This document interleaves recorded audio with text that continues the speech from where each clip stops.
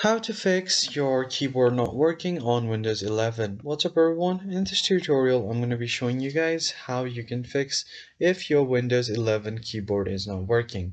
The first thing you need to do is create an on-screen keyboard. So for that, go ahead and click on the Start button, open up your settings, and from here on the left side head over to the Accessibility tab, and now scroll down to find Keyboard. And from here, if you scroll down, you will find the on-screen keyboard. Just click on it, or you can just press, well, your keyboard is not working, so the shortcut right now won't work. Just turn it on and your on-screen keyboard will pop up like this. Now on the search bar, you are just going to search for Registry Editor. So just search for Registry Editor and open it up. Click on Yes.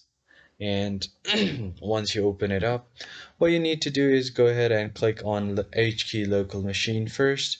Go ahead and click on System, and from here you want to click Control Set and head over to Services tab, open it up, and if you scroll down here you are gonna find the i8042 port.